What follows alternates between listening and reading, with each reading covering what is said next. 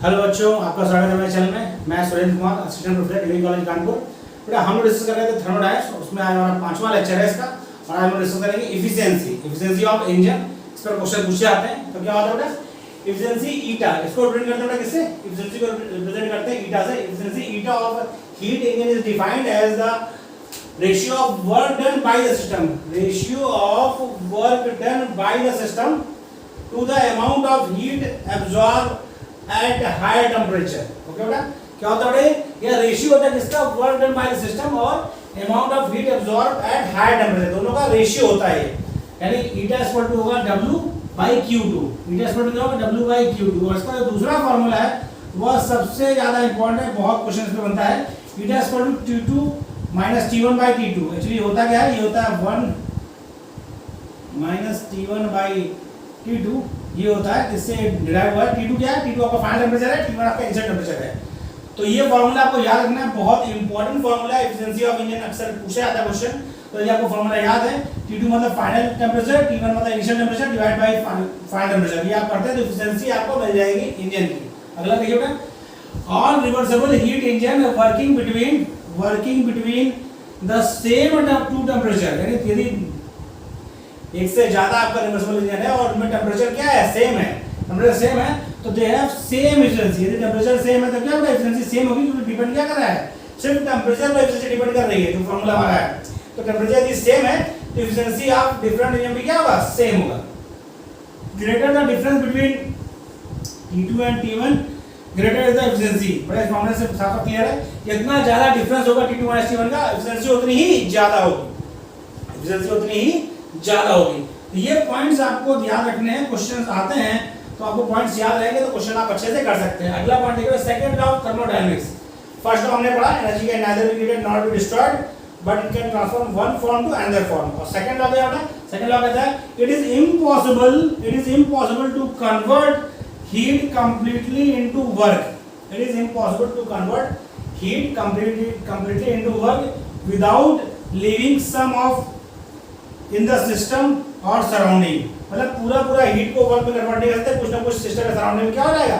खर्च हो जाएगी। उसी बात करता है सेकंड लॉ ऑफ थर्मोडायनामिक्स। और अगला इंपॉर्टेंट जो प्रॉपर्टी आपकी है वो सबसे इंपॉर्टेंट तो नहीं कह सकता क्या इंपॉर्टेंट है, क्योंकि एंट्रोपी को क्वेश्चन आते हैं। एंट्रोपी क्या? एंट्रोपी को S से, कैपिटल S से डिनोट करते हैं। एंट्रोपी का होता है Q रिवर्सिबल, मतलब reversible charge divide by time, temperature.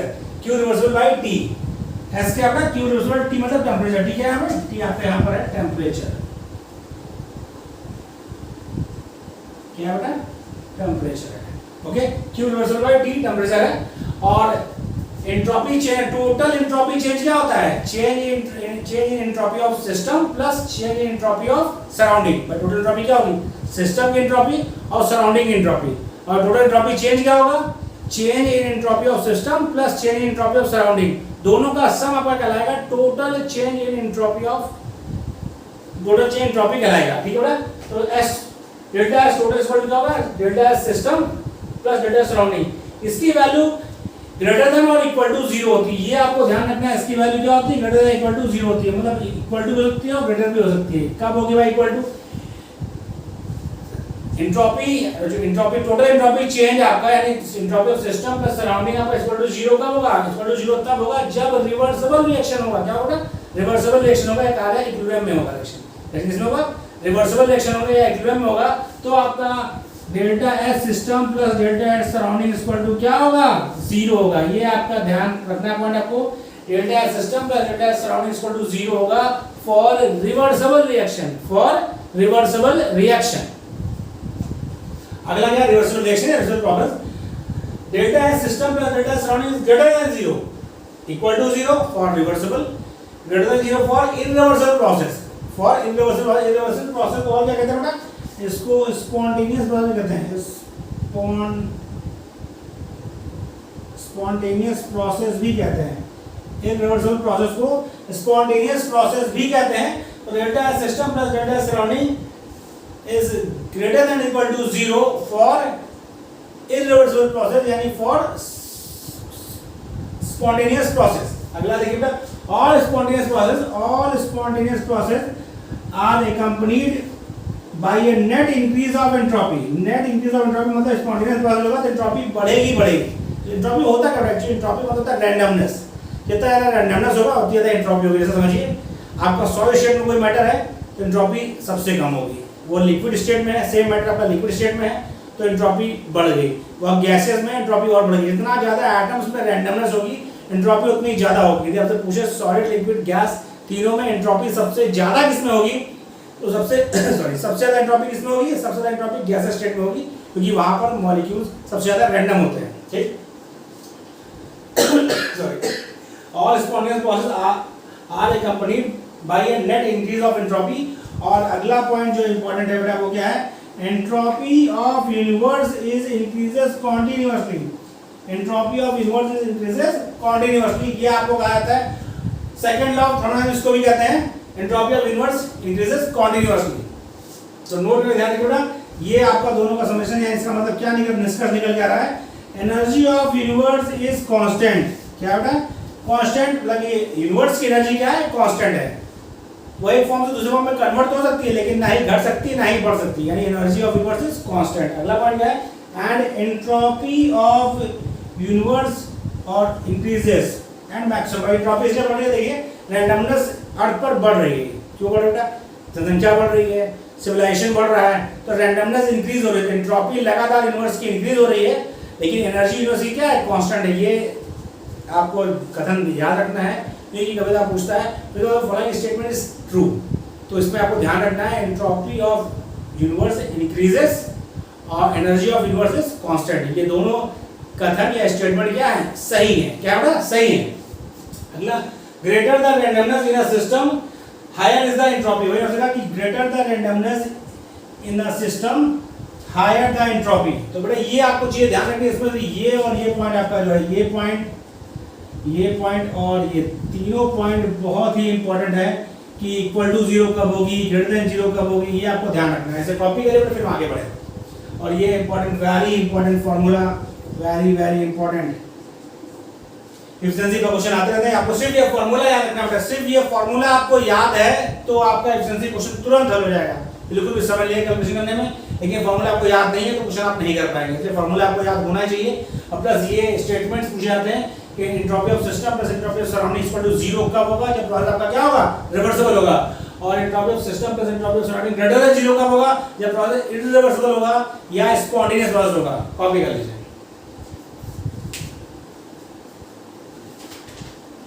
Copy कर लीजिए फिर आगे। ओके बेटा, copy.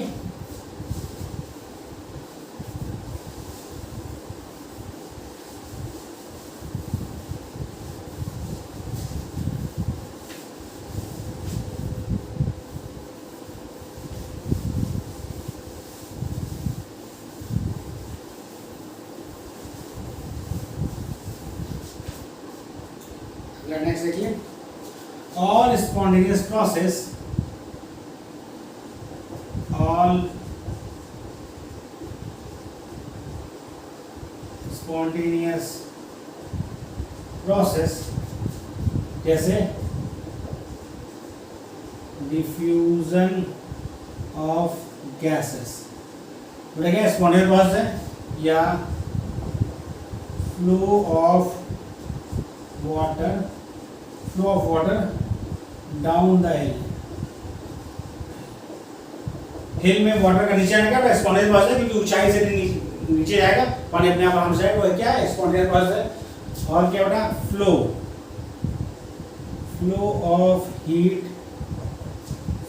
Heat from water to colder end. Heat का फ्लो गर्म भाग से ठंडे भाग तक जाएगा, वो क्या है? वह एक स्पॉन्टेनियस प्रोसेस है। ये सब क्या है? Are accompanied by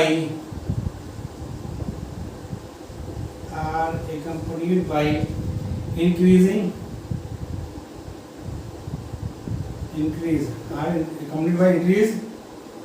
in the disorder या entropy of the सिस्टम, यानी जो भी स्पॉन्टेनियस प्रोसेस है, हीट का फ्लो गर्म भाग से ठंडे भाग की तरफ, पानी का फ्लो ऊंचाई से नीचाई की तरफ, या फिर आपको दूसरा कहता है डिफ्यूजन ऑफ गैसेस, गैस का अपन डिफ्यूजन है क्या है, ये एक स्पॉन्टेनियस प्रोसेस है, होना ही होना है, इरिवर्सिबल प्रोसेस है। इसमें क्या रैंडमनेस बढ़ता है भाई, जब गैसेस डिफ्यूज में होंगी तो गैसेस के नंबर्स, गैसेस के मॉलिक्यूल्स के नंबर बढ़ेगा, दोनों गैस के मॉलिक्यूल आपस में रैंडमनेस ज़्यादा होगी, मतलब एंट्रोपी ज़्यादा होगी। जैसे जैसे रैंडमनेस बढ़ेगा एंट्रोपी क्या होगी, बढ़ती जाएगी। ओके बेटा, लगभग देखते हैं 10 का मतलब क्या हुआ, रिजल्टेंट क्या है, 10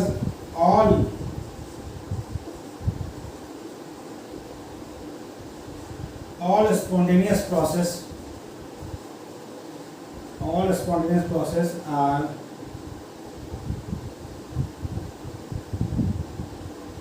accompanied by increase of entropy as well as increase in the disorder of the system, entropy increase होगी, साथ साथ क्या होगा बेटा, डिसऑर्डर भी इंक्रीज होगा। तो जो भी आपका प्रोसेस, जैसे आपका क्या है, नंबर ऑफ मॉलिक्यूल्स बढ़ रहे हैं, रिएक्टेंट रिएक्शन करके नंबर ऑफ गैसेस मॉलिक्यूल बढ़ा रहा है, मतलब एंट्रोपी बढ़ रही है। नंबर ऑफ गैसेस मॉलिक्यूल घटेगा प्रोडक्ट में, एंट्रोपी घटेगी। तो रैंडमनेस बढ़ना मतलब एंट्रोपी बढ़ना, आपके लिए बहुत आसान है प्रेडिक्ट करना किस रिएक्शन में एंट्रोपी बढ़ रही है, किस रिएक्शन में घट रही है। समझिए, सॉलिड से कन्वर्ट किया हमने लिक्विड में, मतलब बॉइलिंग कर दिया, या मेल्टिंग आया, सॉलिड से लिक्विड में मेल्ट हुआ, मेल्टिंग हो रही है यानी एंट्रोपी बढ़ रही है। यदि लिक्विड से सॉलिड में कन्वर्जन है आपका, तो क्या हो रहा है, रैंडमनेस घट रही है, क्योंकि मॉलिक्यूल बहुत पास में जाएंगे तो रैंडमनेस घटेगी। तो सॉलिड से लिक्विड में कन्वर्जन, फ्यूजन, वो क्या हो रहा है, एंट्रोपी इंक्रीज करेगी। और लिक्विड से सॉलिड में कन्वर्जन मतलब आपका फ्रीजिंग या क्या है, सॉलिडिफिकेशन, उसमें एंट्रोपी डिक्रीज करेगी। तो आपको खुद समझना है, रैंडमनेस बढ़ेगी, एंट्रोपी बढ़ेगी। इस पे इतना से बारीक सा पॉइंट है, तो आपको ध्यान रखना है। जैसे देखिए, ये हो गया आपका, ये कॉपी करना है बेटा, कॉपी हो गया आपका, जरा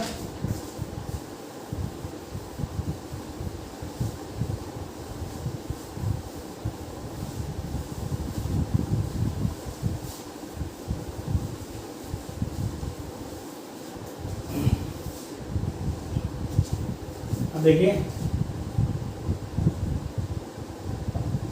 एंट्रोपी ऑफ फ्यूजन और मेल्टिंग, एंट्रोपी ऑफ फ्यूजन और मेल्टिंग क्या था, delta S F equal to delta H F by T F. यहाँ पर डेल्टा एच एफ क्या है बेटा, डेल्टा एच एफ आपका है लेटेंट हीट ऑफ फ्यूजन, क्या है बेटा, लेटेंट हीट ऑफ फ्यूजन है आपका, delta S F equal to delta H F by T F, वही क्यू बाई टी होता है एंट्रोपी, तो वही आपका लेटेंट हीट ऑफ फ्यूजन आपका क्यू है, हीट आपने दिया, बाई टी एफ मतलब फ्यूजन टेम्परेचर है आपका। दूसरा देखिए आप,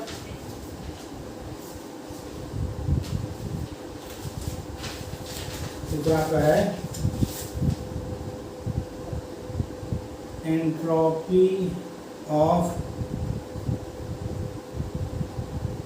वेपराइजेशन, एंट्रोपी ऑफ वेपराइजेशन, उसको डेल्टा एस वी से डिनोट करते हैं, वो आपका है delta H V by T B. T B मतलब बॉइलिंग पॉइंट, टी बी क्या बेटा, बॉइलिंग पॉइंट, 6 आपको लिख रहा होगा यहाँ भी करके, टी बी मतलब बॉइलिंग पॉइंट। यहाँ पे डेल्टा एच वी क्या बेटा, ये आपका है latent heat of vaporization, latent heat of vaporization. अभी समझिए बेटा ध्यान से, both delta H F and delta H V are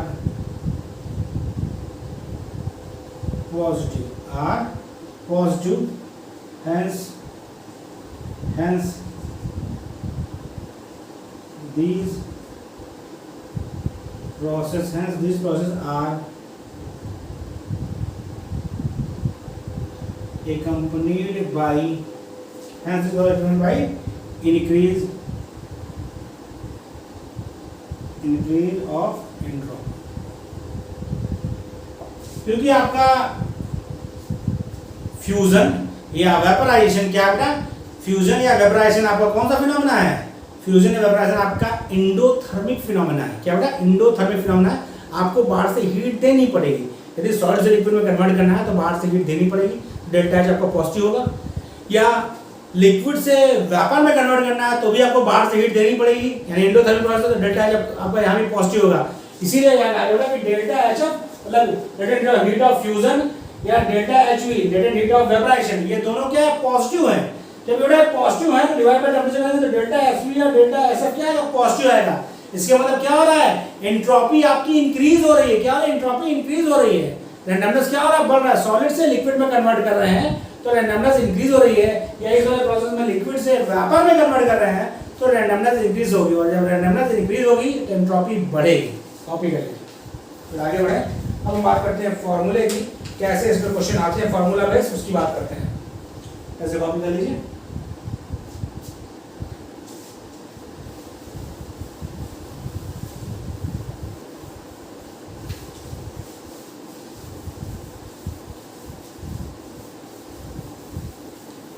फॉर्मूले डायरेक्ट पूछे जाते हैं, साथ ही आपको उस पर इक्वेशन भी दिया जाता है, तो फॉर्मूले भी आपको याद होने चाहिए। देखिए हमें डिस्कस करना है entropy change,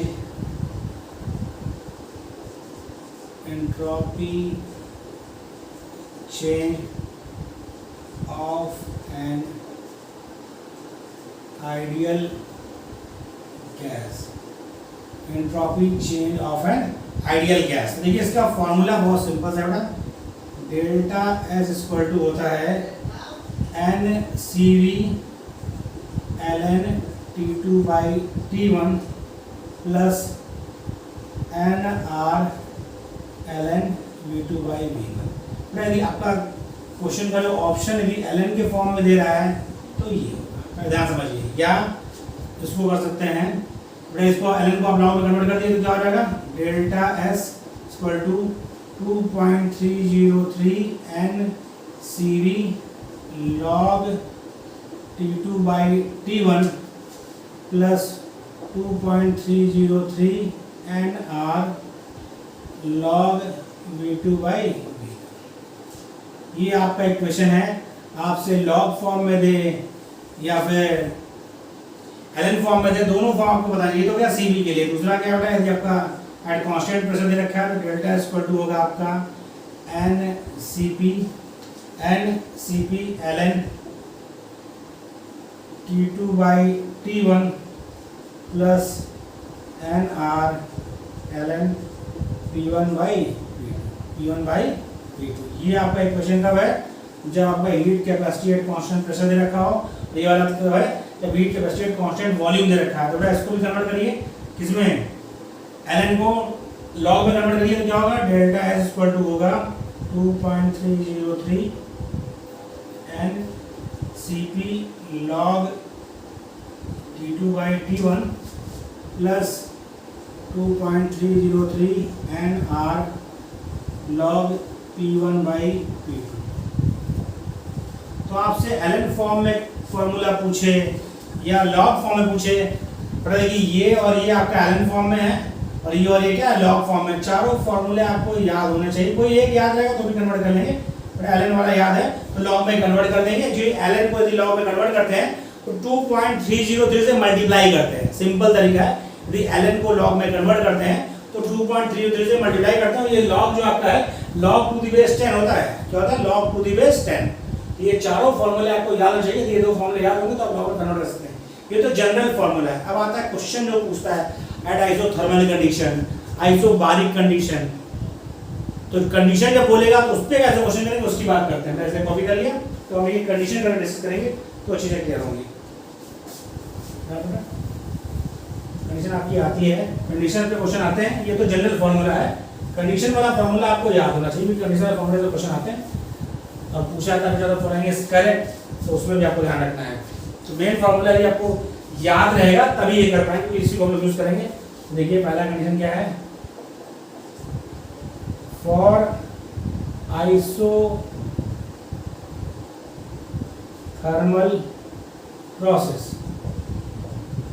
for isothermal process मतलब टेम्परेचर कांस्टेंट यानी कहा जाए तो T1 इक्वल टू T2 है। क्या बेटा, T1 इक्वल टू T2, वो ध्यान देखिए बेटा, यदि T1 इक्वल टू T2 है तो ये कट जाएगा तो log 1 का वैल्यू 0 होता है तो ये आपका खत्म हो जाएगा। तो आपका फॉर्मूला क्या होगा, तो आपका फॉर्मूला होगा डेल्टा एस, यानी आइसोथर्मल प्रोसेस होगा तो डेल्टा एस इक्वल टू होगा आपका 2.303 NR log V2 by V1, या तो ये फॉर्मूला यूज करिए या delta S equal to 2.303 NR log P1 by P2। आपको पता है ऐसा कंडीशन में P2 by V1 equal to क्या होता है, P1 by P2, क्योंकि बेटा क्या होगा आइसोथर्मल होगा तो ये T2 T1 सेम होगा, T2 T1 सेम होगा तो ये log 0 है, log 0 क्या होता है, सॉरी log 1 होगा, log 1 क्या होता है 0 होता है, तो ये आपका खत्म 0 हो जाएगा, ये बचेगा। यहाँ भी वही T1 T2 बराबर है तो बढ़ जाएगा 1 आएगा, log 1 इक्वल टू 0, ये आपका 0 हो जाएगा, सिर्फ ये बचेगा। ये कंडीशन कब है, जब आपका आइसोथर्मल प्रोसेस होगा तो आपसे एंथैल्पी चेंज पूछेगा तो 2.303 NR log V2 by V1, यदि वॉल्यूम इनिशियल और फाइनल दे रखा है, या delta equal to 2.303 NR log P1 by P2, जब आपको इनिशियल प्रेशर और फाइनल प्रेशर दे रखा है तो ये दोनों फार्मूला आपको वॉल्यूम पर और प्रेशर के हिसाब से दे रखे हैं। फार्मूला आपको याद रखना बेटा, कोई इसका उपचार नहीं है, फार्मूला याद करने सिंपल तरीका है, लिखिए रेगुलर उसको याद करते रहिए और साथ ही क्वेश्चन करेंगे तो भी याद आ जाएगा। अगला कंडीशन देखिए, फिर क्या बेटा आपका आइसोबारिक कंडीशन, क्या बेटा, for isobaric process, for isobaric process की बात करेंगे तो ये फॉर्मूला यूज होगा, क्यों, क्योंकि यहाँ पर आपका Cp क्या है, heat capacity at constant pressure. तो बोला आइसोबारिक होगा, इसके मतलब आपका क्या है, आइसोबारिक का मतलब होता है P1 इक्वल टू P2, क्योंकि आइसोबारिक का मतलब प्रेशर कांस्टेंट होगा, क्या डायरेक्ट डेल्टा P 0 होगा, तो आइसोबारिक का मतलब इनिशियल प्रेशर और फाइनल प्रेशर क्या होंगे, सेम होंगे। और जब initial pressure final pressure same होगा तो ये फॉर्मूला क्या हो जाएगा, डिराइव होगा, ये वाला तो हो जाएगा P1 P2 इक्वल है तो 1 और ये log 1 की वैल्यू 0, तो ये आपका 0 हो जाएगा, तो ये फिर बचेगा आपका। तो इसमें आपका डेल्टा एस इक्वल टू होगा 2.303 n Cp log T2 by T1। तो ये फॉर्मूले आपको किस कंडीशन में इस्तेमाल करना है वह याद रखना है, तभी आप क्वेश्चन बेटा कर पाएंगे। ये कंडीशन कब के लिए है, ये आपका है आइसोबारिक प्रोसेस के लिए, और ये वाला क्या है, किसके लिए है, ये वाला है आपका आइसोथर्मल प्रोसेस के लिए एंट्रोपी निकालने के लिए, ये वाला है आइसोबारिक प्रोसेस में एंट्रोपी निकालने के लिए। बेटा कॉपी कर लिया, फिर हम लोग आइसोकोरिक प्रोसेस करें, बेटा कॉपी कर लिया, हो गया।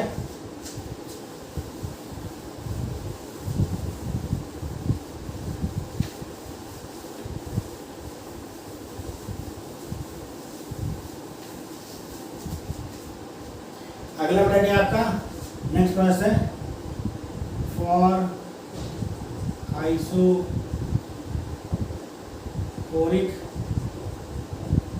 प्रोसेस, फॉर आइसोकोरिक प्रोसेस मतलब V1 इक्वल टू V2 है, V1 इक्वल टू V2 है तो डेल्टा एस इक्वल टू क्या होगा 2.303 n Cv log T2 by T1, क्या हो जाएगा,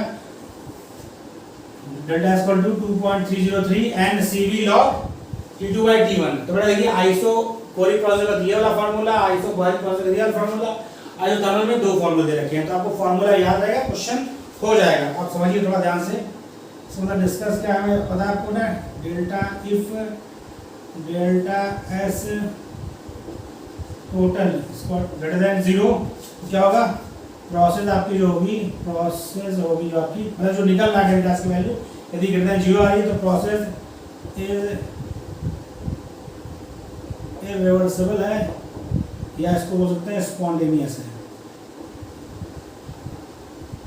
स्पॉन्टेनियस है। अगला क्या होगा, यदि आपका इफ डेल्टा एस टोटल जो आप निकाल रहे हैं वो इक्वल टू 0 आता है तो क्या है,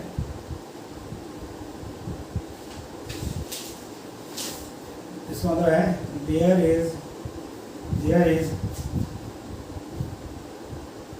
इज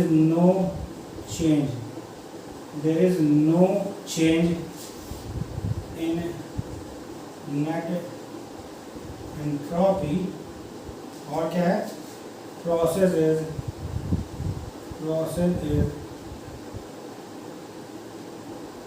रिवर्सल, प्रोसेस क्या होगा, रिवर्सल है, और इसका मतलब क्या है, सिस्टम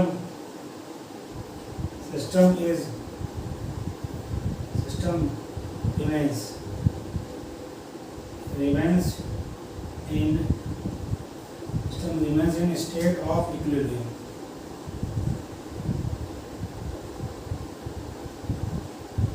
सिस्टम क्या होगा, आपका इक्विलिब्रियम में है।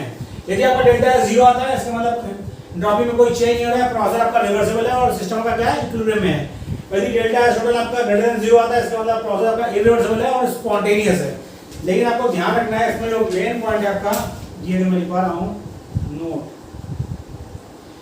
स्पॉन्टेनियस प्रोसेस और रिवर्सिबल के लिए एंट्रोपी क्राइटेरिया जो आपका सफिशिएंट नहीं है, तो प्रोसेस आपकी रिवर्सिबल होगी, इरिवर्सिबल होगी, इक्विलिब्रियम होगी, यह डिसाइड करते हैं हम लोग गिब्स फ्री एनर्जी से। किसे करते हैं, गिब्स फ्री एनर्जी से। एंट्रोपी वाला क्राइटेरिया क्या है, बहुत जगह फिट बैठता है, बहुत जगह फिट नहीं बैठता, इसीलिए इसका ये बहुत कन्वीनियंट नहीं है, तो ये कह रहे हैं but this criteria is not very convenient, बहुत सुलभ नहीं है, इससे रिजल्ट बहुत क्लियर नहीं रहता है, क्योंकि आपका प्रोसेस रिवर्सिबल है, इरिवर्सिबल है, स्पॉन्टेनियस है, तो वह डिसाइड करता है आपका गिब्स फ्री एनर्जी। यदि गिब्स फ्री एनर्जी आपका नेगेटिव होगा तो प्रोसेस आपका स्पॉन्टेनियस है, इरिवर्सिबल है। गिब्स फ्री एनर्जी आपका 0 होगा तो इक्विलिब्रियम पे है, गिब्स फ्री एनर्जी आपका पॉजिटिव होगा, इसका मतलब क्या है, नॉन स्पॉन्टेनियस। ओके बेटा, इसे कॉपी कर लीजिए बैक से।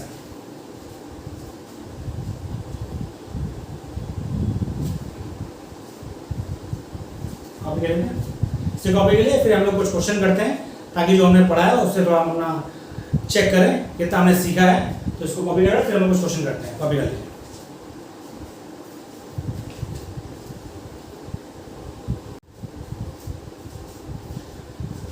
हाँ बेटा, हमने थ्योरी पार्ट कर लिया है, अब हम लोग कुछ क्वेश्चन डिस्कस करते हैं ताकि हमारा जो है कॉन्सेप्ट और अच्छे से क्लियर हो।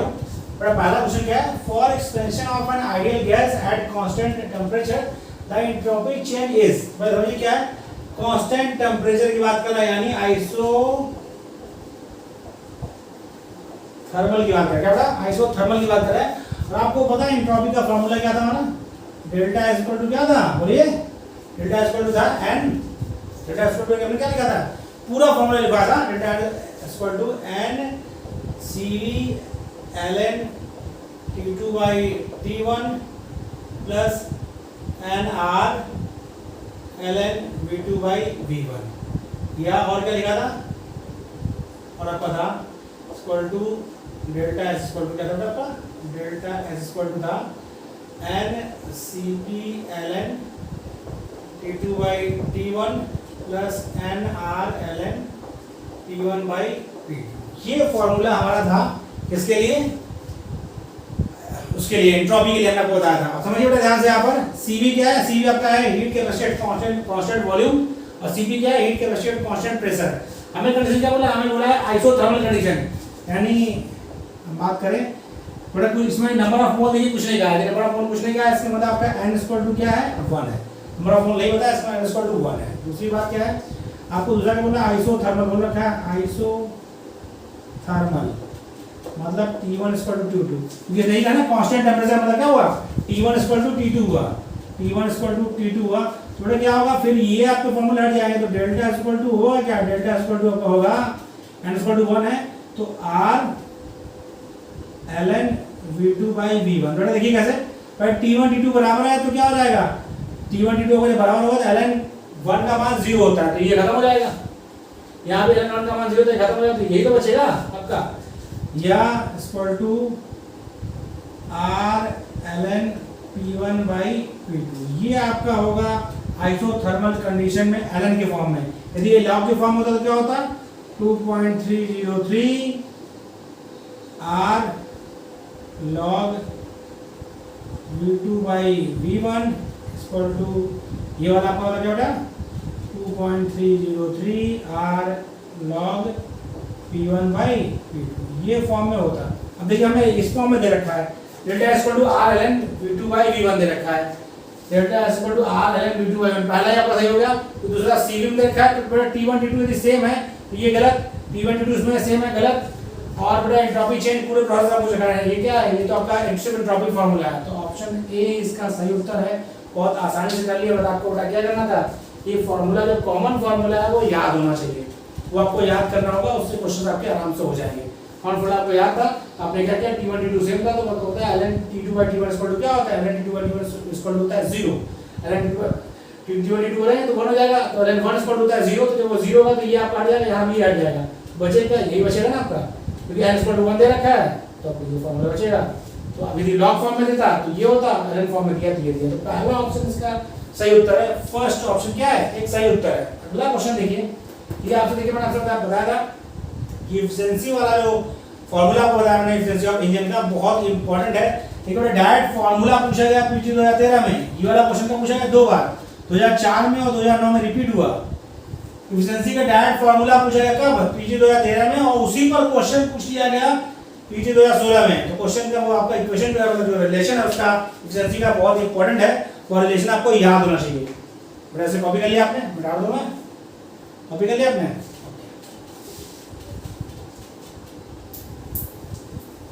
देखिए आसानी से बस आपको फॉर्मूले याद होने चाहिए, जो चीज आपको बताई जा रही है। सीपी, सीवी का मतलब क्या है पता होना चाहिए आपको। सीपी क्या है, heat capacity constant pressure, CV क्या है, heat capacity constant volume.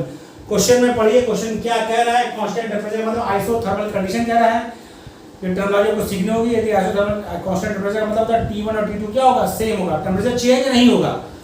Constant temperature मतलब टेंपरेचर चेंज नहीं होगा, इसका मतलब डेल्टा T इक्वल टू 0 या डायरेक्ट T1 T2 क्या है, बराबर है, T1 T2 बराबर होगा, तो ln T2 by T1 क्या 1 आएगा, और ln 1 का मान 0 होता है। ठीक है बेटा, ओके। अगला क्वेश्चन लेते हैं, the efficiency of heat engine is given by, तो आपको बेटा मैंने फार्मूला बताया था, ईटा इक्वल टू क्या होता है, W by Q2 equal to Q2 minus T1 by Q2। यह फार्मूला बहुत ही इंपॉर्टेंट है, और आपसे उस समय भी कहा था, देखिए डायरेक्ट फार्मूला पूछ लिया बेटा पीटी 2013 में, डायरेक्ट फार्मूला पूछा। देखिए क्या है, eta equal to W by Q2, W by Q2 बेटा ये सब में दे रखा है, यदि आपको सिर्फ ये याद रहता तो मामला न बनता। आई का दिया T2 minus T1 by T2, T2 minus T1 by T2, ये आपको पहला ऑप्शन सही है। उसमें T2 T1 क्या है, T2 आपका है ग्रेटर टेंपरेचर और T1 क्या है आपका लोअर टेंपरेचर, ध्यान रखना है। यहाँ फाइनल मतलब नहीं है, T2 क्या होता है, T2 आपका होगा हायर टेंपरेचर, हायर टेंपरेचर, और T1 क्या होगा, लोअर टेंपरेचर। ये ध्यान रखना है, जो हायर टेंपरेचर वो T2 होगा, जो लोअर टेंपरेचर T1 होगा। तो आपका देखिए पहला ही क्वेश्चन सही है, मतलब पहला ऑप्शन सही आंसर है। बाकी देखिए T1 दे रखा नहीं, T2 नहीं, ऑप्शन ए सही उत्तर है। आपको फार्मूला याद था तो कितने सेकंड लगे बेटा, 10 सेकंड का क्वेश्चन आपको टिक करने में, और अगला 5 से 7 सेकंड का पूरा करने में, मतलब 15 से 20 सेकंड में आपने क्वेश्चन कर लिया फटाक से। अगला क्वेश्चन देखिए, ये भी क्या है, सेम उसी फार्मूले में रखा है क्वेश्चन है। If a steam engine operate between 400 kelvin and 300 kelvin under high pressure, what will be the efficiency of engine. तो बेटा इसी फार्मूले आप कर देंगे। T2 कितना दे रखा है, T2 दे रखा है, क्वेश्चन नंबर 3 की बात कर रहे हैं हम। ये वाला क्या है, क्वेश्चन नंबर 2 था, हम क्वेश्चन नंबर 3 की बात कर रहे हैं। देखिए क्या कह रहा है, 400 और 300 है, यानी T2 आपका बता दिया उसने हायर 400 और T1 आपका है 300 केल्विन।